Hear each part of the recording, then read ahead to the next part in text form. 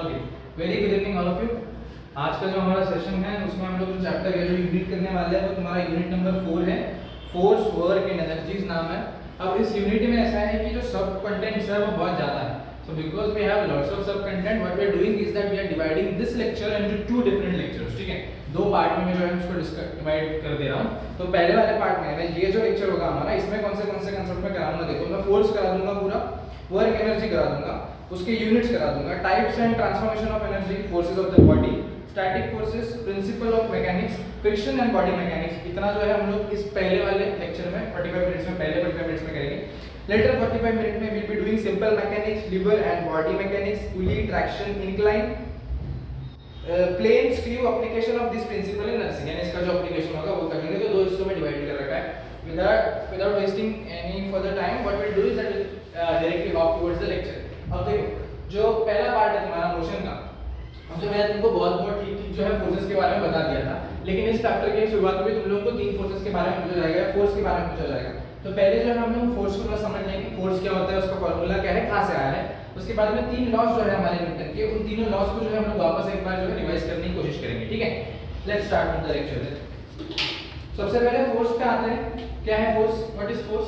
Force is nothing but product of mass to acceleration, है ना। हम लोग एक्सेलरेशन क्या है पढ़ चुके हैं, हम लोग मास क्या है पढ़ चुके हैं। तो फोर्स क्या है बच्चों? फोर्स क्या है? फोर्स जो है ये मास और एक्सेलरेशन का, है ना। एक्सेलरेशन क्या था? Rate of change of velocity का एक्सेलरेशन। क्या था acceleration? Rate of change of velocity था हमारा एक्सेलरेशन, है ना। Rate of change of velocity जो था हमारा वो एक्सेलरेशन था। तो rate of change of velocity, है ना, और मास का जो प्रोडक्ट था उसको हम लोग फोर्स कहते हैं। ये फोर्स क्या है? फोर्स क्या है? एक तरह का क्वांटिटी है, फिजिकल क्वांटिटी, जो किसी भी ऑब्जेक्ट को एक जगह से दूसरी जगह पे डिस्प्लेस करने में या किसी भी तरह का वर्क क्रिएट करने में हेल्प करेगा, है ना। सबसे पहले तो फोर्स हो गया। उसके बाद में जो अगली चीज हमारे काम की है वो क्या है? वो है तीन लॉज ऑफ मोशन। तुम लोग क्या पूछेगा? वो तुमको पूछ सकता है NLM, है ना, न्यूटन्स लॉ ऑफ मोशन। तीन लॉ ऑफ मोशन हम लोग पहले भी पढ़ चुके हैं। उसमें से पहला जो था फर्स्ट लॉ ऑफ मोशन, है ना। First law of motion, what was that? That was कि एवरी ऑब्जेक्ट हम लोग पढ़ चुके हैं इसको पहले। Every object will remain at rest और in uniform motion unless and until an external force is applied to it, है ना। जब तक इसके ऊपर एक्सटर्नल फोर्स नहीं लग जाता। तो पहला लॉ होता है न्यूटन का, वो ये कहता है कि सर कोई भी अगर ऑब्जेक्ट होगा, मान लीजिए ये एक पेन अगर ऑब्जेक्ट है, तो इस पेन के ऊपर जब तक मैं कोई तरह का फोर्स नहीं लगा देता, जब तक मैं इस पेन के ऊपर, अगर मेरे हाथ पे रखा हुआ है, इस पेन के ऊपर जब तक कोई तरह का फोर्स नहीं लगा देता, तब तक ये कैसा है? रेस्ट में। पर जैसे मैं इसके ऊपर फोर्स लगाऊंगा ये मूव करना शुरू कर देगा, है ना। और अगर कोई मूविंग ऑब्जेक्ट है, उस मूविंग ऑब्जेक्ट के ऊपर जब तक रुकने वाला कोई फोर्स नहीं आता, है ना, उसको रोकने वाला जब तक कोई फोर्स नहीं आता, तब तक क्या रहेगा? वो ऑब्जेक्ट मूव करते रहेगा, है ना। तो एक एक्सटर्नल फोर्स की जरूरत होती है किसी भी तरह की बॉडी में मोशन कराने के लिए। ये हमारा पहला लॉ ऑफ मोशन कहता है। सेकंड लॉ ऑफ मोशन क्या था हमारा? Second law of motion is nothing but the formula of force. कि फोर्स क्या है सर? फोर्स जो है सर वो उस ऑब्जेक्ट के मास की, फोर्स उस ऑब्जेक्ट के मास की उस ऑब्जेक्ट के एक्सेलरेशन से क्या है? प्रोडक्ट है। प्रोडक्ट का मतलब क्या होता है? प्रोडक्ट का मतलब होता है मल्टीप्लिकेशन। सेकंड लॉ हमारा क्या कहता है? फोर्स जो है वो क्या है सर? फोर्स जो है वो उस ऑब्जेक्ट के मास की, मास ऑफ ऑब्जेक्ट से उसी का एक्सेलरेशन की प्रोडक्ट है ना। एक्सेलरेशन की प्रोडक्ट है, मल्टीप्लिकेशन है। और दूसरा क्या था? जो मोमेंटम है उसका, rate of change of momentum is directly proportional to the net force applied to it. Second law का दूसरा स्टेटमेंट क्या हुआ करता था? जो mv है ना, मैंने बताया था मोमेंटम क्या होता है? दो तरह के होते हैं, लीनियर और एंगुलर मोमेंटम। लीनियर मोमेंटम को हम लोग p बोलते हैं, एंगुलर मोमेंटम को हम लोग l बोलते हैं। तो p जो होता है उसका फार्मूला होता है mass into velocity, m dot p। तो m डॉट p से फोर्स जो है वो कैसा होता है सर? डायरेक्टली प्रोपोर्शनल होता है। यानी अगर फोर्स बढ़ा तो मोमेंटम बढ़ेगा, फोर्स कम हुआ तो मोमेंटम भी कम होगा। ये हमारा क्या हुआ करता था? सेकंड लॉ ऑफ मोशन हुआ करता था, सेकंड लॉ ऑफ मोशन, है ना। और तीसरा लॉ ऑफ मोशन क्या था? Every action has an equal and opposite reaction. Every action, her action का जो है सर उसका एक इक्वल और अपोजिट रिएक्शन होता है। सर इसके हम लोगों ने स्प्रिंग वाला ब्लॉक स्प्रिंग का एग्जांपल देखा था, अगर याद होगा तुमको तो, है ना। ब्लॉक स्प्रिंग का एग्जांपल देखा था। यहाँ पे स्प्रिंग लगी हुई थी, उसको एक ब्लॉक लगा हुआ था, इस ब्लॉक के ऊपर एक हम लोग फोर्स लगा रहे थे, इनवर्स फोर्स लगा रहे थे, ब्लॉक मास वाला जो ब्लॉक स्प्रिंग वाला जो एग्जांपल था, उसमें क्या क्या था, एक स्प्रिंग थी बच्चों, एक स्प्रिंग के साथ में क्या था, एक ब्लॉक हुआ करता था, और उस ब्लॉक पे हम लोग अंदर की तरफ इनवर्ट्स, कैसा अंदर की तरफ इनवर्ट्स फोर्स लगा रहे थे। जब हम लोग इनवर्ट्स फोर्स लगा रहे थे उससे क्या हो रही थी, स्प्रिंग जो थी हमारी वो कॉइल हो रही थी, स्प्रिंग जो थी हमारी वो कॉइल हो रही थी। स्प्रिंग के कॉइल होते ही क्या होता था, फोर्स जो है एक फोर्स जमा हो जाता था, स्टोर हो जाता था फोर्स, और जैसे हम लोग हाथ हटाते थे तो क्या होता था, ब्लॉक जो है पीछे की तरफ मूव करना शुरू कर देता था अपोजिट डायरेक्शन में। लेकिन जितना फोर्स हम लोग इनवर्ट्स लगाते थे, फिर से ध्यान से सुनना, जितना फोर्स हम लोग इनवर्ट्स लगाते थे उतना ही फोर्स क्या होता था, आउटवर्ड आता था। तो अमाउंट ऑफ फोर्स यानी मैग्नीट्यूड, अमाउंट को क्या कहते हैं फिजिक्स में हम लोग उसको मैग्नीट्यूड कहते हैं। तो मैग्नीट्यूड ऑफ द फोर्स कैसी हुआ करती थी, सेम थी, जितना अंदर फोर्स लगाया उतना ही फोर्स बाहर आया। मान लो 10 न्यूटन अगर अंदर फोर्स लगाया तो कितना फोर्स बाहर आया, 10 न्यूटन ही फोर्स बाहर आया। समझ में आ रहा है, मैग्नीट्यूड जो थी वो समान थी, बदल क्या रहा था, डायरेक्शन जो थी इसकी वो बदल रही थी। The direction of the force was changing, right. पहले हम लोग इनवर्स लगा रहे थे, दूसरे समय कहां आ रहा है, आउटवर्ड्स आ रहा है। The direction of the force was changing, is it clear और नॉट। तो डायरेक्शन बदल रही थी, है ना, समझ में आ रहा है। इसी चीज को, इसी एग्जांपल को बहुत समझदारी से सुन लेना जो मैंने एग्जांपल दिया। अगर तुम्हें ऐसा लगता है कि ये समझ में नहीं आया तो उसको रिवाइंड करके एक बार और देख लेना, क्योंकि ये हम लोग जब एनर्जी पढ़ेंगे, है ना, हम लोग जब कंजर्वेशन ऑफ एनर्जी वाला कांसेप्ट आगे पढ़ेंगे, कंजर्वेशन ऑफ मास वाला कांसेप्ट आगे पढ़ेंगे, कंजर्वेशन ऑफ एनर्जी वाला कांसेप्ट आगे पढ़ेंगे तो बहुत काम में आएगा, ठीक है। और तीसरा स्टेटमेंट क्या कहता है हमारा, every action has equal and opposite reaction, यानी मैग्नीट्यूड तो समान था, फोर्स 10 न्यूटन अंदर 10 न्यूटन बाहर, 10 न्यूटन ही था, लेकिन चेंज क्या हुआ, अंदर बाहर। समझ में आ रहा है, डायरेक्शन जो थी वो बदल गई। तो every action has equal but opposite reaction, वो तो तुम्हारा क्या होता है, थर्ड लॉ कहता है ना, third law of motion, third law of motion, clear है। तो ये तीन फोर्सेस के तीन तरह से लॉज है जिनको तुमको पहले बताया गया, Newton's first law of motion, है ना।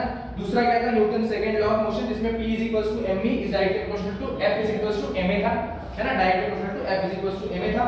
ये वाली चीज हम लोग पढ़ लिए थे। और तीसरे लॉ में every action has equal and opposite reaction, इसी का एक और एग्जांपल हम लोग यूनिवर्सल ग्रेविटेशनल फोर्स भी पढ़े हुए थे तीसरे लॉ में। मैं थोड़ा सा और डिटेल में जा रहा हूं, इसलिए जा रहा हूं क्योंकि इस पे सवाल तुमको पूछा जा सकता है, इस पे तुमको सवाल पूछा जा सकता है, वो तुमसे पूछ सकते हैं कि ये जो तुम्हारा थर्ड लॉ ऑफ मोशन है सर, न्यूटन का थर्ड लॉ ऑफ मोशन जो है, every action has equal and opposite reaction, उसका तुम्हारे सिलेबस से एग्जांपल कौन सा है, तो तुम्हारे सिलेबस से उसका एग्जांपल कौन सा है, यूनिवर्सल ग्रेविटेशनल फोर्स। हम लोग पढ़ चुके हैं इसको, यूजीएफ, है ना, इसको हम लोग पढ़ चुके हैं, यूजीएफ को, यूनिवर्सल ग्रेविटेशनल फोर्स को हम लोग पढ़ चुके हैं, यूजीएफ यूनिवर्सल ग्रेविटेशनल फोर्स क्या था formula, F g m1 m2 by d square, अरे है ना, F g m1 m2 by d square। यहाँ पे g यूनिवर्सल ग्रेविटेशनल कांस्टेंट हुआ करता था, यूनिवर्सल ग्रेविटेशनल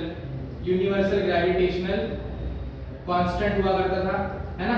मास होता था पहले ऑब्जेक्ट का m1, m2 होता था मास ऑफ सेकंड ऑब्जेक्ट, और d होता था उनके सेंटर से सेंटर के बीच में का डिस्टेंस। तो ये क्या इक्वल अपोजिट फोर्स है ना, मैंने बताया था। देखो यहाँ पे अगर सन है, सन, और यहाँ पे अगर अर्थ, ये इसका सेंटर, ये इसका सेंटर, सेंटर से सेंटर जोड़ देंगे, ये इनके बीच में का डिस्टेंस हो गया d, है ना। अब जितना फोर्स सन अर्थ के ऊपर लगा रहा होगा, सन अर्थ को अपनी तरफ खींच रहा होगा, उतने ही इक्वल लेकिन अपोजिट फोर्स से अर्थ सन को अपनी तरफ खींच रही होगी। इसलिए सारे प्लैनेट्स, तुम्हारे जो हमारा सौरमंडल है, हमारा जो गैलेक्सी है, उसमें सारे प्लैनेट्स भिड़ नहीं जाते, वरना क्या होता है, प्लैनेट्स आपस में भिड़ जाते हैं, अरे है ना, टकरा जाते हैं। लेकिन टकराते हैं क्या, नहीं टकराते, they are always rotating, they are always revolving around each other and all the planets are revolving around the sun. Why? क्योंकि ये जो फोर्स है इक्वल एंड अपोजिट है बच्चों, ये जो फोर्स है इक्वल एंड अपोजिट है। तो ये क्या करता है, बांध के रखता है उस जो तुम्हारा आर्बिट्री मोशन है, उसको हम लोग आर्बिट्री मोशन कहते हैं, इलिप्टिकल मोशन कहते हैं। तो इलिप्स में बांध के रखता है, इक्वल और अपोजिट, ना ये इसको दूर जाने दे रहा है ना इसको पास आने दे रहा है, रोक के रख रहा है। इसलिए वो एक ही ऑर्बिट में घूमते रहते हैं। ऐसा कभी नहीं होता कि अर्थ घूमते घूमते मार्स के ऑर्बिट में चले गए या मार्स घूमते घूमते जुपिटर के ऑर्बिट में चले गए, ऐसा कभी नहीं होगा। क्यों हो रहा है, ये न्यूटन के तीसरे लॉ के कारण हो रहा है, और ये यूनिवर्सल ग्रेविटेशनल फोर्स के कारण होता है। क्योंकि मैंने कहा था कि यूनिवर्सल फोर्स किसके कारण हो रहा है, ये यूनिवर्सल ग्रेविटेशनल फोर्स के कारण हो रहा है। मैंने कहा था ये यूनिवर्सल फोर्स है, ये सारे यूनिवर्स में एक्ट करता है। हमारे स्पेस में जितने यूनिवर्स होंगे उतने ही उसमें जितनी गैलेक्सीज होंगी, जितनी गैलेक्सीज में जितने प्लैनेट्स होंगे, जितने प्लैनेट्स में जितने ऑब्जेक्ट्स होंगे, उन हर ऑब्जेक्ट्स पे ये फोर्स एप्लीकेबल है। क्लियर है। तो ये तीसरे लॉ का एक और एग्जांपल हो गया। यहाँ पर हमारा जो फोर्सेस वाला पार्ट है वो खत्म हो जाता है। यहाँ पर जो है हमारा फोर्सेस वाला जो पार्ट है वो खत्म हो जाता है। इसके बाद में, इसके तुरंत बाद में जो हम लोग को कांसेप्ट पढ़ना है वो क्या है, इसके यूनिट पढ़ने हैं, फोर्स का यूनिट। तो फोर्स का यूनिट क्या होता है, फोर्स का यूनिट बड़ा आसान है बच्चों। फोर्स का यूनिट होता है F मास इनटू एक्सेलरेशन, और इसको यूनिट क्या लिखते हैं हम लोग, यूनिट लिखते हैं न्यूटन। क्या लिखते हैं, न्यूटन। क्या लिखते हैं, न्यूटन। n, कैपिटल N से डिनोट किया जाता है। क्या है ये? यूनिट ऑफ फोर्स, है ना। यूनिट ऑफ फोर्स क्या है सर? न्यूटन जो है वो यूनिट ऑफ फोर्स है। इतनी बात अगर हमारे दिमाग में क्लियर होगी तो मैं आगे बढ़ता हूँ। इसके बाद में अगला कंसेप्ट कौन सा है? इसके बाद में एक और फोर्स हमको पढ़ना है, होगा फ्रिक्शनल फोर्स। कौन सा फोर्स पढ़ना है? फ्रिक्शनल फोर्स, ठीक है। फ्रिक्शनल फोर्स के बाद हम लोग पढ़ेंगे सेंट्रीफ्यूगल फोर्स, फिर हम लोग पढ़ेंगे सेंट्रीपिटल फोर्स। सेंट्रीफ्यूगल फोर्स और सेंट्रीपिटल फोर्स दोनों भी एग्जांपल किसके हैं? सर्कुलर मोशन के, यूनिफॉर्म सर्कुलर मोशन के पार्ट ही, ठीक है। समझ देता हूं। फ्रिक्शनल फोर्स समझते हैं। मान लो कि ये एक तरह का ये एक रोड है, ठीक है। ये जो है एक रोड है और इस रोड पे एक कार चल रही है, ठीक है। अब ये कार जब चल रही है इस रोड पे एक डायरेक्शन में, तो इसको चलने के रिस्पांसिबल कौन है बच्चों? इसको चलने के लिए इसके अंदर का फ्यूल, इसका इंजन, इसकी पावर तो रिस्पांसिबल है। ये जो इंजन इसका जो अगर फोर्स बना रहा है उससे गाड़ी चल रही है। लेकिन इसको उस रास्ते से चिपका के रखने के लिए, अगर ये रास्ता मान लो बर्फ का होता है, बर्फ पे क्या होता है? घर्षण कम होता है, फ्रिक्शन कम होता है। तो अगर फ्रिक्शन कम होगा तो क्या हो जाएगा? ये स्लिप कर जाएगा, है ना। हम लोग जब चल रहे हैं, जब मैं चल रहा हूँ, तो जब मैं चलता हूँ, याद देना थोड़ा सा ध्यान से, अगर देखोगे तो समझ में आएगा। थोड़ा कैमरा टिल्ट कर दो नीचे की तरफ, थोड़ा कैमरा टिल्ट करो नीचे की तरफ। हो पा रहा है क्या? दिख रहा है? पहले दिख रहा है? ठीक है, देखना बच्चों। अब मैं जब चल पा रहा हूँ, ठीक है, जब मैं चलता हूँ तो मैं फोर्स पीछे की तरफ लगाता हूँ, है ना। जो है मैं फोर्स पीछे की तरफ लगाता हूँ, मेरी बॉडी आगे मूव करती है, लेकिन मेरे को रोक के कौन रख रहा है? जमीन का फ्रिक्शन रख रहा है। टिल्ट कर दो उसको वापस। क्लियर हो रहा है क्या मैं क्या चीज बोल रहा हूँ? जब मैं आगे चलता हूँ तो मैं फोर्स पीछे लगाता हूँ, लेकिन मेरी बॉडी को रोक के रखने वाला फोर्स कौन सा है? फ्रिक्शनल फोर्स है, जो जमीन लगाती है। तो ये अगर ऑब्जेक्ट आगे जा रहा है F से, है ना, F कार, अगर मैं लिख दूं फोर्स ऑफ कार से आगे जा रहा है, तो इसको रोकने वाला पीछे कौन होगा?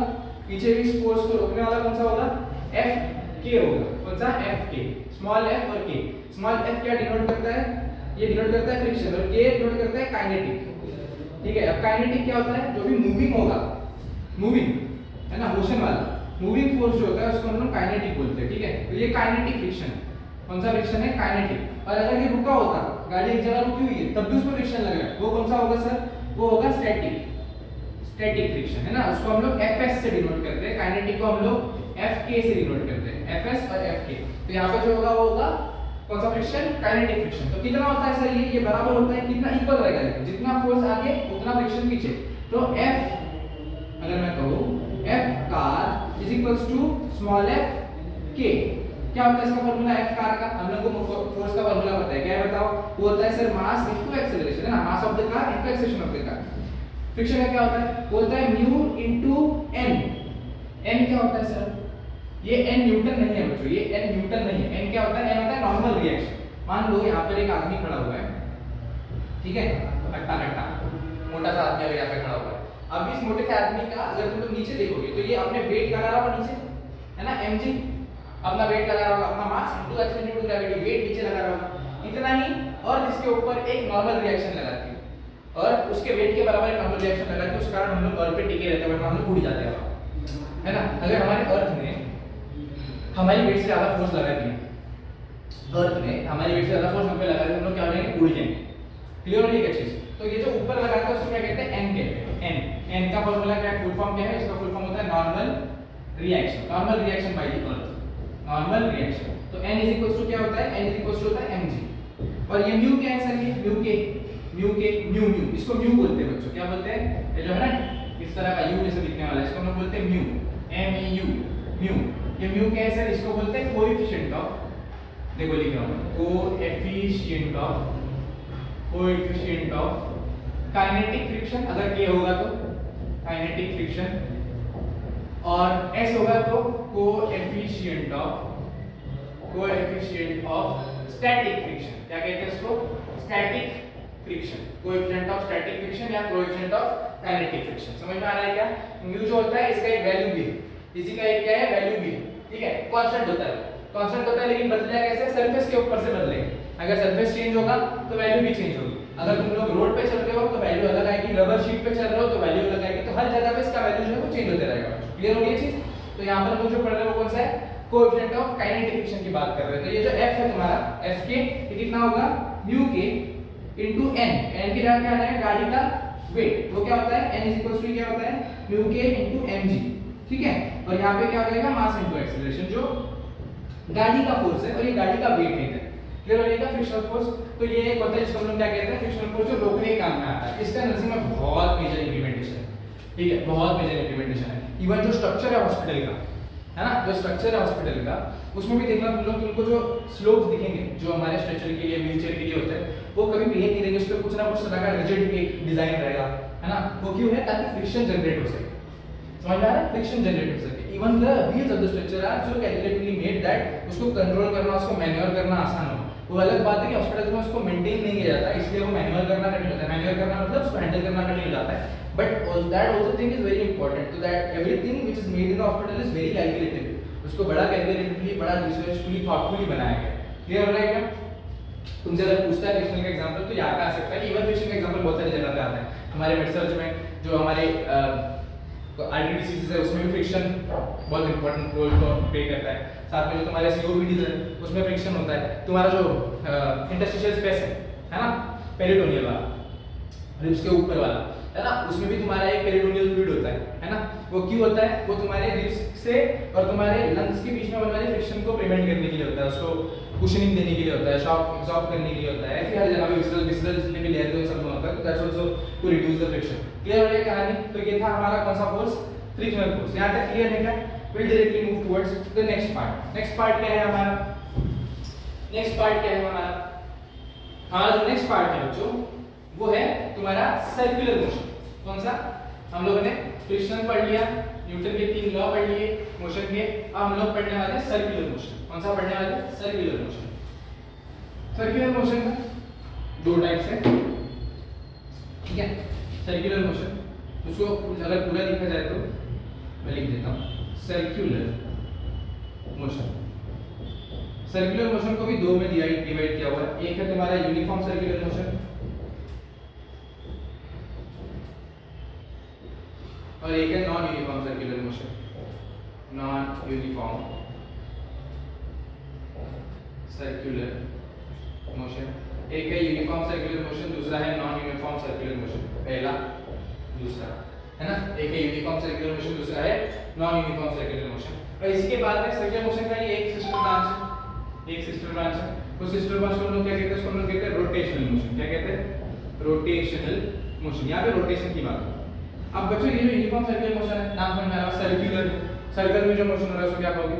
सर्कुलर मोशन कहोगे। एक सर्कल, यहाँ पे सर्कल में डेजिग्नेटेड मोशन हो रहा होगा, उसको क्या कहोगे? सर्कुलर मोशन कहोगे। ए से ए पे वापस सर्कुलर मोशन, ठीक है। तो एक इसका मैंने बताया कि सिस्टर ब्रांच से रोटेशनल मोशन। अब यूनिफॉर्म सर्कुलर मोशन में दो तरह के फोर्सेस आते हैं। एक होता है जिसको हम लोग कहते हैं सेंट्रीपिटल फोर्स, सेंट्रीपिटल फोर्स, और दूसरा होता है सेंट्रीफ्यूगल फोर्स। एक होता है सेंट्रीपिटल फोर्स और दूसरा होता है सेंट्रीफ्यूगल फोर्स। दोनों का फार्मूला कैसा है? दोनों का फार्मूला सेम। क्या होता है? वो होता है mv²/r। अरे आया ना, mv²/r। दोनों का फार्मूला सेम होता है। अंतर क्या है फिर सर सेंट्रीपिटल और सेंट्रीफ्यूगल फोर्स में? समझा था? ठीक है, देखना थोड़ा ध्यान देना, ये चीजें नोट डाउन करते चलो। अगर तुम लोगों को नोट्स लिखना है तो ठीक है, पॉज कर करके तुम लोग जैसा तुम्हारे कन्वीनियंस से होता है उसको लिख सकते हो। मैं तुमको दोनों फोर्सेस जो है सेंट्रीफ्यूगल भी और सेंट्रीपिटल, दोनों फोर्सेस जो है तुमको भी पढ़ा दूंगा। सेंट्रीफ्यूगल भी पढ़ा दूंगा और सेंट्रीपिटल भी पढ़ा दूंगा, ठीक है। सेंट्रीफ्यूगल फोर्स क्या होता है? सेंट्रीफ्यूगल फोर्स में फ्यूगल, फ्यूगल का मतलब होता है अवे फ्रॉम द सेंटर। समझ रहे हो बच्चों? सेंट्रीफ्यूगल का फोर्स का मतलब क्या होता है? सेंट्रीफ्यूगल का मतलब होता है अवे फ्रॉम द सेंटर, ठीक है, अवे फ्रॉम द सेंटर। देखो मान लो यहाँ पर एक रस्सी से हमने, रस्सी से क्या कर रखा है? यहाँ एक रस्सी, इस रस्सी से एक पत्थर बांध रखा है ना, इस रस्सी से मैंने एक पत्थर बांध रखा है, बस घुमा रहा हूँ। जैसे मैं इसको घुमा के छोड़ूं तो क्या होगा? ये सेंटर की तरफ आएगा क्या? मेरे हाथ की उंगली की तरफ आएगा जहां रस्सी बांध रखी है, ये दूर भागेगा। कैसे भागेगा सर? ये ऐसे टैंजेंट है। टैंजेंट क्या होती है? सर्कल को जो एकदम छू के जाती है ना, सर्कल के सर्कमफरेंस को जो छू के जाती है उसको टैंजेंट कहते हैं। मान लो ये सर्कल है, इस सर्कल के सर्कमफरेंस जो बाहर का एक्सिस को क्या कहते हैं? सर्कमफरेंस। इस सर्कमफरेंस को अगर छू के कोई जाता है, एक लाइन अगर छू के जाती है तो उसको क्या कहते हैं? हम उसको कहते हैं टैंजेंट। क्या कहते हैं?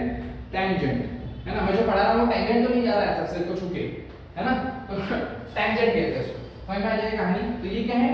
टैंजेंट की बाहर निकल जाएगा। लेकिन कैसे जाएगा? ये फोर्स कैसा लग रहा है? Away from the centre. कैसा लग रहा है? Away from centre, away from centre. इसको क्या कहते हैं? इसको कहते हैं सेंट्रीफ्यूगल फोर्स। अच्छा, सेंट्रीफ्यूज मशीन कहीं सुना है तुम लोगों ने? लैबोरेटरी में तुमने सुना होगा सेंट्रीफ्यूज मशीन। हम लोग क्या करते हैं, सीरम प्लाज्मा को, ब्लड सैंपल जब हम लोग सीबीसी कराते हैं, कंप्लीट ब्लड काउंट, तो जो ब्लड सैंपल होता है उसको हम लोग सीरम प्लाज्मा को अलग करना होता है हमको। देखा होगा तुमने कुछ, जब तुम ब्लड सैंपल लेते हो किसी को शेक करते हो, कुछ वायरस को, और कुछ वायरस को शेक नहीं करते हो, वैसे का वैसे रखते हो, प्रेसिपिटेट करा देता है। तो अगर तुमको उसको अलग करना है प्लाज्मा को, तो क्या करते हैं, उसको सेंट्रीफ्यूज मशीन में डालते हैं।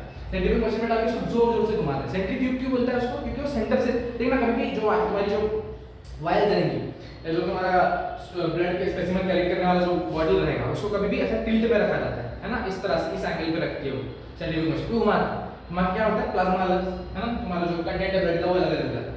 क्लियर है? तो वो सेंट्रीफ्यूगल फोर्स है। कैसा होता है ये? अबे कौन सा कौन सा फोर्स है ये? Centrifugal, centrifugal force. कैसा फोर्स है ये? Centrifugal force. दूसरा कौन सा है सर इसमें? मैंने जो नाम लिया अभी याद होगा तो, कौन सा नाम लिया था मैंने? दूसरा नाम कौन सा लिया था मैंने? पहले लिया था सेंट्रीपिटल फोर्स। कौन सा लिया था? Centripetal force. Centripetal force, centripetal force क्या था? उल्टी कहां है, यहां पे सेंटर से दूर भाग रहा था, यहां पर कैसा होगा, ऑब्जेक्ट जो है सेंटर की तरफ आना शुरू करेगा। कहां आएगा? टुवर्ड्स द सेंटर आएगा, है ना। यहां पे कैसा रहेगा? Particle will try to move toward the centre. कहां आना चाहेगा? टुवर्ड द सेंटर आना चाहेगा बच्चों। अरे क्लियर हो रहा है क्या? कौन सा बता दिया मैंने? सेंट्रीफ्यूगल फोर्स बता दिया। सेंट्रीफ्यूगल फोर्स में क्या कहानी थी? सेंट्रीफ्यूगल फोर्स में कहानी ये थी सर कि पार्टिकल जो है वो सेंटर से दूर जाना चाह रहा था। सेंट्रीफ्यूगल फोर्स में जो पार्टिकल था, जो रोटेट कर रहा था उस सर्कुलर ट्रैक में, उस सर्कुलर पाथ में, सर्कुलर ट्रैजेक्टरी में, ट्रैजेक्टरी का मतलब, ट्रैक का मतलब, पाथ का मतलब एक ही होता है। क्या होता है? पाथ, रास्ता उसका। तो इसमें जो पार्टिकल सर्कुलरली मूव कर रहा था, वो पार्टिकल कहां मूव करना चाह रहा था? वो मूव करना चाह रहा था सर कहां? सेंटर से दूर। कहां? सेंटर से दूर मूव करना चाह रहा था। यहां पे वाली केस में जो सेंट्रीपिटल फोर्स में क्या आ रहा है? टुवर्ड्स द सेंटर मूव करना चाह रहा है। लेकिन बच्चों ये दोनों फोर्सेस जो है स्यूडो फोर्सेस है। स्यूडो मतलब झूठे। कैसे फोर्स है? झूठे फोर्स है, क्योंकि ये दोनों इक्वल रहते हैं। अरे हर पार्टिकल जब तक तुम उसको घुमा रहे हो ना, जब तक तुम उसको घुमा रहे हो तब तक वो चाहेगा सेंटर की तरफ आना, और जब तुम घुमाना छोड़ोगे वो चाहेगा सेंटर से दूर जाना, टेंजेंट बनाना। तो दोनों का वैल्यू फार्मूला क्या होता है? फार्मूला होता है सर mv²/r, है ना। mv²/r क्या है ये? सेंट्रीपिटल या सेंट्रीफ्यूगल, दोनों का फार्मूला क्या होता है? mv²/r। Is it clear? और ये फोर्स है तो फोर्स ही, तो यूनिट क्या होगा? न्यूटन। फ्रिक्शन का भी यूनिट क्या होगा? न्यूटन। समझ में आ रहा है क्या सबका? जहां फोर्स दिख गया वहां यूनिट क्या डालना है? वहां यूनिट हमने न्यूटन ही डालना है। क्लियर है ये कहानी? एकदम साफ है। सेंट्रीपिटल सेंट्रीफ्यूगल फोर्स क्लियर हो गया? मैं समझता हूं हो गया होगा, तुम्हारे समझ में आ गई होगी चीजें। यहां तक साफ है क्या? क्लियर है? तो इसका बहुत सारे मल्टीपल एग्जांपल है। मैंने सेंट्रीफ्यूज का एक देखा, कुछ एग्जांपल्स तुम अपने हिसाब से ढूंढने की कोशिश करो। तुम्हारे डे टू डे लाइफ में कहीं तुमने सेंट्रीपिटल फोर्स, सेंट्रीफ्यूगल फोर्स के एग्जांपल्स देखे हैं क्या? उस पे थोड़ा सा क्या कहते हैं उसको, इंट्रोस्पेक्ट करने की कोशिश करो, थोड़ा सा इंक्लूड करो उस चीज को और ढूंढने की कोशिश करो। क्लियर है? ठीक है बच्चों, तो यहाँ तक हम लोग क्या क्या पढ़ चुके हैं? यहाँ पे हम लोग न्यूटन के 3 लॉ पढ़ चुके हैं, हम लोग फोर्स को पढ़ चुके हैं, इसके बाद में हमने फ्रिक्शनल फोर्स करा दिया, उसके बाद में तुमको मैंने यूनिफॉर्म सर्कुलर मोशन में पढ़ा दिया कि एक यूनिफॉर्म सर्कुलर मोशन होता है सर्कुलर मोशन में, फिर एक होता है नॉन यूनिफॉर्म सर्कुलर मोशन जिसमें यूनिफॉर्मिटी मेंटेन नहीं होती, यानी सेम स्पीड से घूमने वाला यूनिफॉर्म सर्कुलर मोशन जो अलग अलग स्पीड से मूव कर रहा है ना, ये वाली कहानी। इसमें अगर मान लो कि ये जो पार्टिकल है ये सेम स्पीड से मूव कर रहा है, स्पीड से मतलब वेलोसिटी से, मान लो 2 मीटर पर सेकंड से मूव कर रहा है, तो पूरा सर्कल में जितनी बार घूमेगा ये उतनी बार 2 मीटर पर सेकंड से घूमेगा। तो कैसा यूनिफॉर्म वेलोसिटी है, मतलब बदल नहीं रही है वेलोसिटी, सेम वेलोसिटी। जहां जहां सेम वेलोसिटी है वहां पर क्या हो जाएगा? यूनिफॉर्म सर्कुलर मोशन हो जाएगा। और अगर मान लो इसने पहला 5 सेकंड 2 मीटर पर सेकंड से गया, अगला 5 सेकंड 5 मीटर पर सेकंड से गया, उसके बाद वाला 5 सेकंड जो है 10 मीटर पर सेकंड से गया, तो वेलोसिटी चेंज हो रही है, कैसा हो जाएगा? नॉन यूनिफॉर्म हो जाएगा। क्लियर है ये कहानी? तो रोटेशन में क्या था? रोटेशनल मोशन में क्या होता है बच्चों? रोटेशनल मोशन में होता है कि ऑब्जेक्ट होगा और ऑब्जेक्ट एक एक्सिस के अराउंड होगा। तो अगर इस एक्सिस के अराउंड मैंने मान लो इस एक्सिस के अराउंड एक ऑब्जेक्ट को फंसा दिया, है ना, इसकी शो ये एग्जांपल, मान लो ये एक्सिस है, पर इस एक्सिस के अराउंड मैंने इस पेन को फंसा दिया। अब ये पेन इस एक्सिस के अराउंड घूम रहा है ना, पेन जो है इस एक्सिस के अराउंड घूम रहा है, तो ये एक्सिस के अराउंड घूमने वाले कांसेप्ट को क्या कहेंगे हम लोग? ये रोटेशन हो गया, या रोटेट हो रहा है ये ऑब्जेक्ट, है ना, रोटेट हो रहा है, तो उसको कहेंगे रोटेशन मोशन। क्लियर है कहानी? तो हमने non uniform motion, uniform motion, rotational motion पढ़ ली। उसमें हमने दो तरह के फोर्स पढ़ लिए, एक हमने सेंट्रीफ्यूगल फोर्स पढ़ लिया, एक हमने सेंट्रीफ्यूगल फोर्स पढ़ लिया जिसमें क्या है पार्टिकल जो है सेंटर से दूर की तरफ भाग रहा है, और दूसरा हमने सेंट्रीपिटल फोर्स पढ़ लिया जिसमें पार्टिकल क्या है सेंटर की तरफ भाग रहा है ना। दो ये कहानियां हो गई। क्लियर है? इसके बाद में जो है हमारा यूनिट का सब यूनिट जो सेकंड सब यूनिट है उसकी तरफ हम लोग पढ़ेंगे, जिसको कहा जाता है वर्क, जिसको कहा जाता है वर्क। ठीक है, देखो समझा रहा हूँ तुमको। वर्क समझाने के लिए सबसे पहले हमको उसका फॉर्मूला देखना पड़ेगा। वर्क समझाने के लिए हम लोगों को सबसे पहले उसका फॉर्मूला देखना पड़ेगा। तो मैंने मोशन में तुमको एक कंसेप्ट पढ़ाई थी, अगर तुमको याद होगा, मैंने मोशन में एक कंसेप्ट पढ़ाई थी जिसका नाम था डिस्प्लेसमेंट। इसका नाम क्या था? S is equals to displacement. Displacement क्या था? अगर तुमको एग्जांपल याद होगा तो मैंने कहा था कि एक पार्टिकल है, ये यहाँ से यहाँ जा रहा है A, इसको A पे पहुंचना है ना, इस पॉइंट से O पॉइंट से A पे पहुंचना है। अब ये ऐसा जा सकता है या फिर दूसरा रास्ता क्या है, A से B जाना और B से वापस इधर जाना A पे, O से B, B से O, O से B, B से A। क्लियर हो रही कहानी क्या बोल रहा हूँ मैं? देखो पार्टिकल को यहाँ A पे पहुंचना है, लेकिन A पे पहुंचने के लिए उसने कैसा किया, ये पहले O से B गया, B से फिर A पे गया। शॉर्टेस्ट रास्ता क्या है ये? तो shortest distance travelled is called as displacement, है ना, मैंने बताया था। Shortest distance travelled is called as displacement. S small s से डिनोट करते हैं इसको, और क्या बोलते हैं हम लोग इसको? डिस्प्लेसमेंट कहते हैं ना, ठीक है। फोर्स का अभी वर्क डन का फॉर्मूला देखो। वर्क डन क्या होता है? वर्क या वर्क डन बोलते हैं इसको। वर्क या वर्क डन क्या बोलते हैं? वर्क बोलते हैं एक तो, या दूसरा नाम क्या है? दूसरा नाम है वर्क डन। वर्क डन क्या है इसका फॉर्मूला? इसका फॉर्मूला कैसे? फोर्स हम लोग जानते हैं into S displacement. Force into displacement क्या होता है formula? F is equals to W is equals to force into displacement. Denote कैसे करते हैं? W से करते हैं, कैपिटल W से। W is equals to force into displacement, F into S, ठीक है। तो अगर मान लो तुमने अभी आईटी वालों का पता है, जो आईटी सेक्टर में एमएनसीज में मल्टीनेशनल कंपनीज में काम करते हैं, वो लोग कैसे काम करते हैं? दिन भर कंप्यूटर के सामने बैठे रहते हैं। तो in the term of physics और फिजिक्स के फ्रेम ऑफ रेफरेंस से वो आईटी में काम करने वाला आदमी जो दिन भर 9 घंटा 8 घंटा या 12 घंटा कंप्यूटर के सामने बैठा हो, कितना वर्क कर रहा है बच्चों? वो कर रहा है जीरो वर्क। क्यों जीरो वर्क कर रहा है? क्योंकि वर्क डन की कंडीशन क्या है? डिस्प्लेसमेंट होना चाहिए। वर्क डन की कंडीशन क्या है? डिस्प्लेसमेंट होना चाहिए। क्या होना चाहिए? डिस्प्लेसमेंट, है ना। ये फिजिक्स के टर्म्स में, किसके? इन टर्म्स ऑफ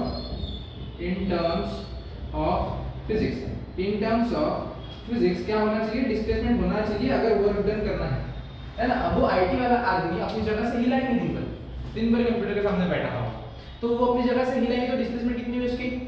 जीरो, है ना। तो उसने कितना भी फोर्स लगाया हो, लेकिन उसका S कितना होगा? जीरो। तो जीरो इंटू एनीथिंग क्या होता है? जीरो। तो वर्क डन कितनी हुई? जीरो, है ना। तो फिजिक्स के टर्म्स में वर्क क्या है? वर्क में जहां पर एक जगह से दूसरी जगह मूवमेंट हो रही है, मोशन हो रहा है, डिस्प्लेसमेंट हो रही है और फोर्स लग रहा है, उस कांसेप्ट को हम लोग क्या कहेंगे? वर्क डन कहेंगे। क्लियर हो ये कहानी? तो फार्मूला क्या होता है वर्क डन का? सर फिर फार्मूला होता है sir work is equals to work को हम लोग क्या लिखते हैं? W is equals to force into displacement, है ना। तो डिस्प्लेसमेंट कैसे लिखें? नॉन जीरो होनी चाहिए, तभी हम लोग क्या कंसीडर करेंगे कि काम हुआ है। तो अगर मान लो एक मदर बेबी को उठा के बैठी हुई है कंटिन्यू समय में, है ना, या एक नर्स अगर एक बेबी को उठा के रखी हुई है, तो उसने वर्क किया क्या? नहीं किया, क्योंकि डिस्प्लेसमेंट होनी चाहिए। क्यों? क्योंकि डिस्प्लेसमेंट होनी चाहिए। अगर डिस्प्लेसमेंट नहीं हो रही है तो वर्क नहीं हो रहा है। हाँ, अगर तुम मान लो एक पेशेंट को स्ट्रेचर पे लेके जा रहे हो, तो तुम एक जगह से दूसरी जगह जा रहे हो, तो तुम लोग समझो कि तुम्हारा ट्रांसफर हो रहा है एक यूनिट से दूसरे यूनिट में पेशेंट का, तुम उसको लेके जा रहे हो, that means you have done work. अगर तुम एक जगह बैठे हुए हो तो उसको वर्क कंसीडर नहीं किया जाता। किसके टर्म्स में? फिजिक्स के टर्म्स में। फार्मूला क्या रहेगा वर्क डन का? वर्क डन का फार्मूला क्या रहेगा बच्चों? फार्मूला क्या रहेगा? F into S, force into displacement. Clear हुआ क्या? फोर्स इनटू डिस्प्लेसमेंट, है ना, डिस्प्लेसमेंट। क्लियर है? तो ये थी कहानी हमारी वर्क डन की। मैंने कैसे होता है वर्क डन ये भी तुमको समझा दिया है। अरे हाय ना, चलो आगे बढ़ते हैं।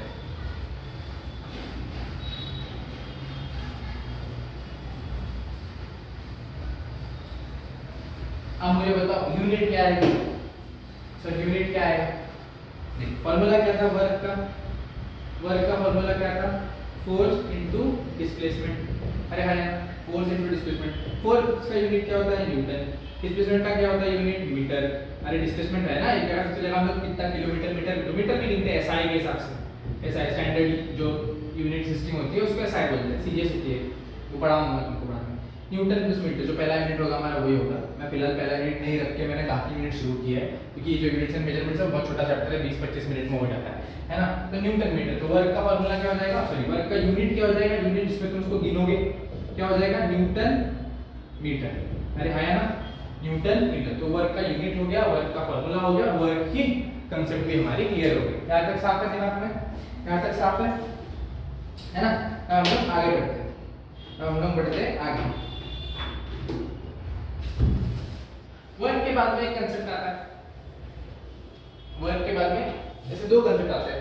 वर्क के बाद में एक कंसेप्ट आता है, पहले हम लोग कभी भी पढ़ते हैं वर्क जो हमारा हो गया, इसके बाद हम लोग पढ़ेंगे अभी एनर्जी। क्या पढ़ेंगे, एनर्जी, है ना। और एनर्जी के बाद में हम लोग क्या पढ़ेंगे, हम लोग फिर पढ़ेंगे पावर। एनर्जी के बाद में हम लोग पढ़ेंगे पावर, ठीक है। समझो एनर्जी क्या होती है सर, एनर्जी का सिंपल डेफिनेशन, एनर्जी का definition the capacity to do work is called energy. किसी भी काम को करने के लिए जो कैपेसिटी लगती है उसको हम लोग क्या कहते हैं, एनर्जी लगती है, उसको क्या कहते हैं, एनर्जी कहते हैं। The capacity to do work, कोई भी वर्क करने के लिए जो एनर्जी रिक्वायर्ड है उसको हम लोग क्या कहते हैं, एनर्जी कहते हैं। क्लियर हुआ क्या, सिंपल कांसेप्ट है एनर्जी का, बस इतना डेफिनेशन तुम्हारे काम का है, इतना ही डेफिनेशन तुम्हारे काम का है। Capacity to do work is called energy. जो भी एनर्जी स्टोर होगी, हम लोग एनर्जी को और आगे पढ़ने वाले हैं, काइनेटिक एनर्जी क्या होती है, पोटेंशियल एनर्जी क्या होती है, टोटल एनर्जी क्या होती है, कंजर्वेशन ऑफ एनर्जी क्या होता है, ये सारी चीजें हम लोग पढ़ेंगे। और फिर होता है पावर। पावर क्या होता है, पावर होता है work done upon time taken. Power क्या होता है sir, work done upon time taken, total work done upon time taken, है ना, total work done upon time taken. तो पावर क्या होता है सर, पावर होता है total work done upon time taken, W upon T is what is power, W upon T is what power। Energy को हम लोग कैसे गिनते हैं, हम लोग एनर्जी को जूल्स में गिनते हैं। काय में गिनते हैं, यूनिट क्या है एनर्जी का सर, एनर्जी का यूनिट होता है जूल, कैपिटल J, है ना। और लिखते कैसे हैं, जूल्स, JOULES, जूल्स या जूल साइंटिस्ट था, उनके नाम पे लिखते समय J लिखते हैं, है ना। और पावर का फॉर्मूला क्या होता है, पावर का होता है न्यूटन मीटर पर सेकंड, न्यूटन मीटर पर second, this is the unit of power. अरे हाय ना, न्यूटन मीटर पर सेकंड, तुम्हारा ये पावर यूनिट हो जाता है, unit work done upon time. Clear है क्या, ये पावर में हो जाता है। तो पावर हम बोलते हैं ना, इस गाड़ी का कितना पावर है, हॉर्स पावर है, सीसी में, है ना, कितने सीसी का इंजन है, वो क्या है, पावर डिनोट करता है बच्चों। वो क्या डिनोट करता है, पावर डिनोट करता है। क्लियर हो गई क्या बात, ठीक है। लास्ट हम लोगों ने जो पढ़ लिया था उसमें हमने सबसे पहले पढ़ा वर्क डन पढ़ा, उसके बाद में हमने एनर्जी पढ़ा, एनर्जी के बाद में हम लोग तुरंत ही बाद पावर पढ़ लिया। मैंने सुपरफिशियल तुमको थोड़ा सा एनर्जी थोड़ा सा पावर समझा दिया। तो हम लोग एनर्जी को थोड़ा सा इन डेप्थ जो है पढ़ने की कोशिश करें। तो एनर्जी को दो हिस्सों में बांटा है, मैंने बताया था एनर्जी क्या होता है, एनर्जी का डेफिनेशन, एनर्जी को डिफाइन करना है हमको। सिंगल स्टेटमेंट डेफिनेशन है इसका, सिंगल स्टेटमेंट डेफिनेशन क्या है, the capacity to do work, the capacity to do work is called energy। कोई भी वर्क करने के लिए जो कैपेसिटी होती है किसी भी ऑब्जेक्ट की, किसी पर्सन की, एक ह्यूमन बीइंग की, उसको हम लोग क्या कहते हैं, एनर्जी कहते हैं। ठीक है, एनर्जी को दो हिस्सों में बांटा है बच्चों पे, energy divided to two types. दो सेग्रीगेशंस क्या है, पहला है तुम्हारा काइनेटिक एनर्जी, पहला क्या है तुम्हारा काइनेटिक एनर्जी पहला। दूसरा कौन सा है, दूसरा तुम्हारा है पोटेंशियल एनर्जी, है ना। दूसरा कौन सा है, पोटेंशियल एनर्जी। अब काइनेटिक एनर्जी और पोटेंशियल एनर्जी में क्या डिफरेंस है, सबसे पहला डिफरेंस है इनका फॉर्मूला अलग है। दूसरा डिफरेंस क्या है, दूसरा डिफरेंस है दोनों का फॉर्मेट अलग है। ठीक है, तो एक कंसेप्ट होता है इसको हम लोग कहते हैं टोटल एनर्जी, एक कंसेप्ट होता है इसको हम लोग क्या कहते हैं, उसको कहते हैं हम लोग टोटल एनर्जी। क्या कहते हैं, टोटल एनर्जी। और टोटल एनर्जी क्या होती है, टोटल एनर्जी होती है summation of kinetic energy, short form लिख रहा हूं मैं, काइनेटिक, समझ जाना इस चीज को, काइनेटिक एनर्जी। और दूसरा होता है तुम्हारा potential energy, summation of kinetic plus potential energy. अब काइनेटिक एनर्जी जो होती है, ये एनर्जी तब किसी भी बॉडी में ऑक्यूपाई होगी या सस्टेन होगी। काइनेटिक एनर्जी तब किसी बॉडी में आएगी जब बॉडी कैसे होगी, वो ऑब्जेक्ट कैसा होगा, ऑब्जेक्ट कैसा होना चाहिए, उसके लिए ऑब्जेक्ट होना चाहिए मूविंग, कैसा होना चाहिए, मूविंग, है ना। और पोटेंशियल एनर्जी को और अगर सादे और सरल भाषा में अगर कहने की कोशिश करूं मैं, तो इसको क्या कहते हैं, इसको कहते हैं स्टोर्ड एनर्जी। क्या कहते हैं, स्टोर्ड एनर्जी, है ना। एक होता है तुम्हारा काइनेटिक एनर्जी, जब मोशन में आएगी, जब मूविंग होगी बॉडी, तब उसको क्या होगी, तुम लोग उसको कहोगे काइनेटिक एनर्जी। जब बॉडी मूविंग में होगी और मूविंग के दौरान जो एनर्जी उसमें प्रोड्यूस हो रही होगी, जो एनर्जी उसको रिक्वायर्ड होगी, उस एनर्जी को हम लोग काइनेटिक एनर्जी कहेंगे। उसके बाद में जो मैं पोटेंशियल एनर्जी की बात कर रहा हूं, उसको हम लोग क्या कहते हैं, उसको हम लोग स्टोर्ड फॉर्म ऑफ एनर्जी कहते हैं। स्टोर्ड फॉर्म ऑफ एनर्जी मतलब मोशन नहीं हो रहा है, मोशन होने से पहले जो एनर्जी स्टोर्ड होगी उस ऑब्जेक्ट में, उसको हम लोग क्या कहते हैं, पोटेंशियल एनर्जी कहते हैं या स्टोर्ड एनर्जी कहते हैं। टोटल एनर्जी क्या होती है बच्चों, टोटल एनर्जी होती है समेशन ऑफ काइनेटिक एनर्जी, यानी काइनेटिक एनर्जी और पोटेंशियल एनर्जी को मिला दो किसी भी बॉडी की, काइनेटिक एनर्जी को पोटेंशियल एनर्जी को अगर मिला दो, उसके साथ में जो उसका प्रोडक्ट होगा या जो उसका समेशन होगा, उस समेशन को हम लोग क्या कहते हैं, टोटल एनर्जी कहते हैं। मैं काइनेटिक एनर्जी और total potential energy, total energy वाले कांसेप्ट को एक बार और थोड़ा साफ समझाऊंगा एग्जांपल के साथ में, थोड़ा ध्यान देना। इंपॉर्टेंट टॉपिक है, इस पे सवाल आने के चांसेस हैं।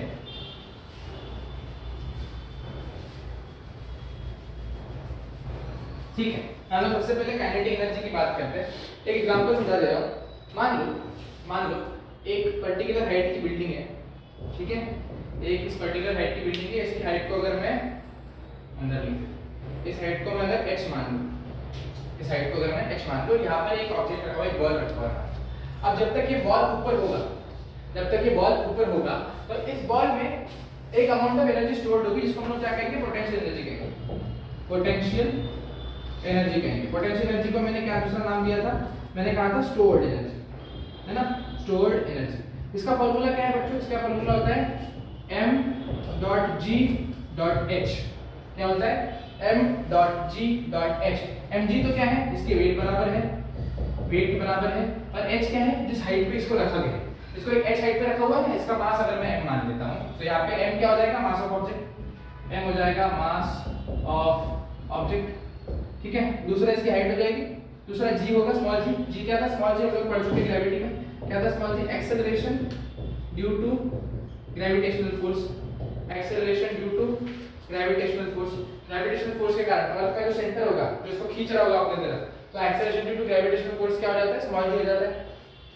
जैसे ही इसको यहाँ पर बैठे किसी आदमी ने धकेल दिया, यहाँ बैठे किसी आदमी ने धकेला, तो ये ऑब्जेक्ट नीचे आना शुरू करेगा, अरे हाया ना, तो जब ये नीचे गिर रहा होगा, जब ये मूव कर रहा होगा, तब कौन सी एनर्जी होगी इसमें, तब होगी इसमें kinetic energy, kinetic energy.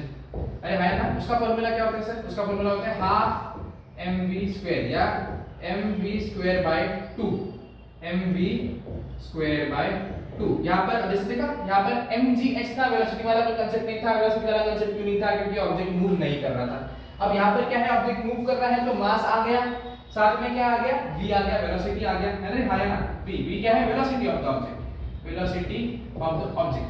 Clear होगा क्या?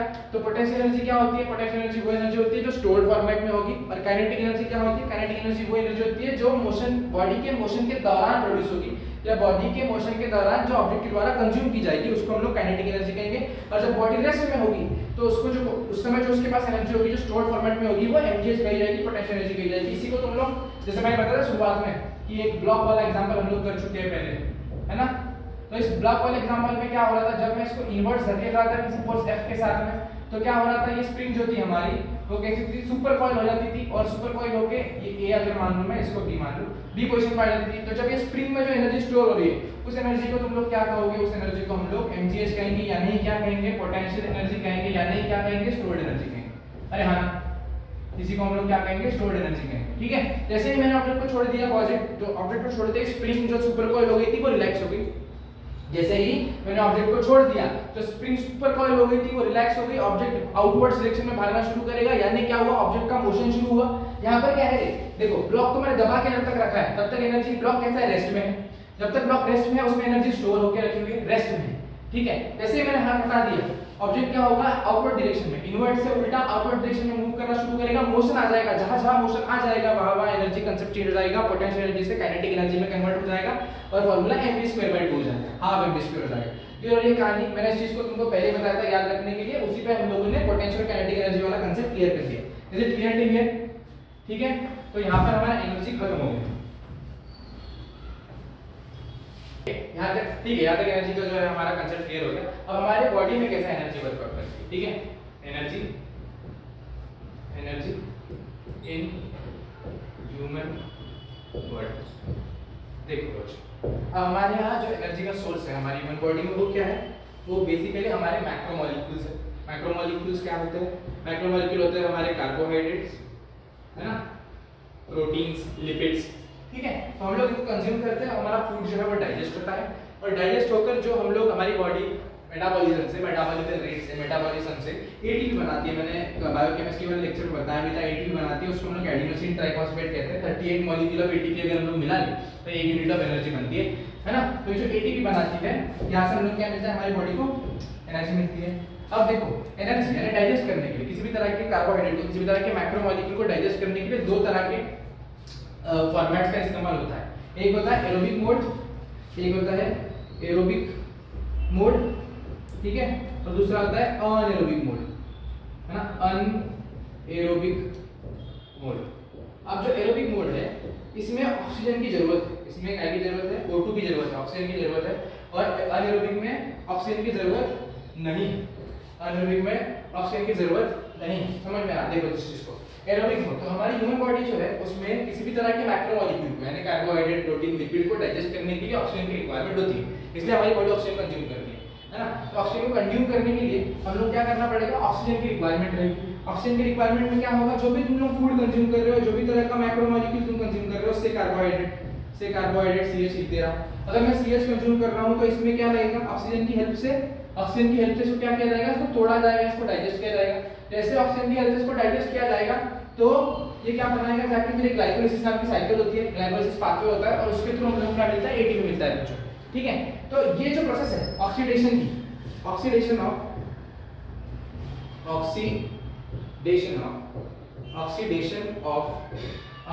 ऑफ फूड का जो प्रोसेस है, इसको हम लोग क्या कहते हैं, इसी को हम लोग कहते हैं मेटाबॉलिकल रेट। क्या कहते हैं इसको, मेटाबॉलिकल रेट या मेटाबॉलिक रेट। मैंने मेटाबॉलिज्म को समझाया था बायोकेमिस्ट्री वाले लेक्चर में, है ना। क्या था मेटाबॉलिज्म एक समेशन है किसका, कैटाबॉलिज्म का, पॉलिज्म और एनाबॉलिज्म का, है ना। एनाबॉलिज्म क्या था, जोड़ना, कैटाबॉलिज्म था तोड़ना। तो है ना, ये जो मेटाबॉलिकल रेट है क्या कहते हैं, जब ऑक्सीडेशन होता है, फूड ऑक्सीजन के प्रेजेंस में किसी भी फूड का ऑक्सीडेशन होता है, उसको तोड़ा जाता है, ऑक्सीडेशन होना मतलब निकालना, तो उस समय जो उनको रिक्वायरमेंट होती है उसको हम लोग क्या कहते हैं, मेटाबॉलिकल रेट कहते हैं। क्लियर हुआ क्या, एनर्जी बॉडी इस तरह से, हमारी बॉडी में जो एनर्जी प्रोड्यूस होती है वो इस तरह की है। और ये बात समझ लो कि ये जो एनर्जी रिक्वायर्ड है, ये सारे कामों के लिए रिक्वायर्ड एनर्जी हमारी, मतलब हमारे जो वाइटल फंक्शंस है, दो तरह के फंक्शंस हमारी बॉडी में होते हैं। एक तो तुम्हारा इनवॉल्यूंटरी फंक्शन, इनवॉल्यूंटरी फंक्शन में क्या क्या आ जाए, जो हमारे विसरल ऑर्गन्स की मूवमेंट है, जैसे हमारे हार्ट का पंपिंग होना, है ना, हमारे ब्रेन का काम करना, हमारे रेस्पिरेटरी सिस्टम का काम करना, सेंट्रल नर्वस सिस्टम का काम करना। तो even when you are sleeping, ठीक है, when you are sleeping you are not doing बहुत मेजर वर्क, ठीक है। अब जब तुम लोग बहुत मेजर वर्क नहीं कर रहे हो, बहुत मेजर काम नहीं कर रहे हो, फिर भी तुम्हारे बॉडी के जो विसरल ऑर्गन्स है वो काम कर रहे हैं, तो इन विसरल ऑर्गन्स को काम करते रहने के लिए सोते समय भी एक मिनिमम अमाउंट ऑफ एनर्जी लगेगी। उसको तुम लोग क्या कहते हो, वो तुम्हारा कैलोरीफिक वैल्यू होती है तुम्हारी बॉडी की, है ना, मिनिमम कैलोरी रिक्वायरमेंट इसको हम लोग बोलते हैं, कैलोरीफिक वैल्यू। तो वो कैलोरीफिक वैल्यू तुम्हारी बॉडी को मेंटेन करना पड़ता है, उतना कैलोरी एनर्जी तुम्हारी बॉडी को रखना पड़ता है। उस कैलोरी एनर्जी से तुम्हारे बॉडी के वाइटल फंक्शंस काम करते रहेंगे व्हेन यू आर स्लीपिंग, जैसे पंपिंग ऑफ द हार्ट, तुम्हारे सेंट्रल सिस्टम का काम हो गया, रेस्पिरेशन का काम हो गया, या जो भी किडनी का फंक्शनिंग हो गया, जो हमारे फिजियोलॉजिकल प्रोसेस है हमारी बॉडी के, एक्सेप्ट हमारी मूवमेंट्स, वॉलंटरी मूवमेंट्स को छोड़ के जितनी इनवॉलंटरी मूवमेंट्स है, उन सारी इनवॉलंटरी मूवमेंट्स के लिए उस कैलोरीफिक वैल्यू का तुम्हारी बॉडी को रिक्वायरमेंट होता है। जब तुम लोग वेट लॉस करते हो ना, हम लोग BMR निकालते हैं, बेसल मेटाबॉलिकल रेट। इस बेसल मेटाबॉलिकल रेट में हम लोग यही देखते हैं कि किसी बॉडी का कैलोरीफिक वैल्यू कितना है, मिनिमम कैलोरीफिक वैल्यू कितना है, मिनिमम कितनी कैलोरीज तुम्हारी बॉडी को रिक्वायरमेंट है। तो वेट लॉस करते समय या वेट गेन करते समय इसी कैलोरीफिक वैल्यू से ऊपर अगर वेट गेन करना है तो, और इसी कैलोरीफिक वैल्यू से नीचे या इस कैलोरी वैल्यूज के मिनिमम कैलोरी वैल्यू तक का थ्रेशोल्ड इतना फूड कंज्यूम किया जाता है, ताकि तुम्हारी बॉडी ऑटोमेटिकली जो एडिपोज में स्टोर्ड तुम्हारा कार्बोहाइड्रेट है, ग्लूकोज है, उसको बर्न कर करके तुम्हारा वेट लॉस कराए। क्लियर हुई है कहानी। तो यहाँ तक जो कंसेप्ट था वो तुम्हारे एनर्जी इन ह्यूमन बॉडी का था। एनर्जी इन ह्यूमन बॉडी इस तरह से काम करती है। क्लियर है क्या? अरे आया ना, ठीक है। तो हम लोग आज यहीं पर खत्म करेंगे, और इसके बाद वाला जो तुम्हारा कंसेप्ट है जिसमें हम लोग लीवर पढ़ना है हमको, जिसमें हम लोग कंजर्वेशन ऑफ एनर्जी पढ़ना है ना। तो इसके बाद वाले कंसेप्ट मोस्टली हमारा कंजर्वेशन ऑफ एनर्जी होगा। कंजर्वेशन ऑफ एनर्जी के बाद में हमारा बॉडी मैकेनिक्स होगा, है ना, लीवर होगा, ट्रैक्शन होगा, और पुली भी शायद होगा। तो वो वाला जो कंसेप्ट हम लोग इसके सेकंड पार्ट, फर्दर पार्ट में कवर करेंगे। क्लियर? ठीक है।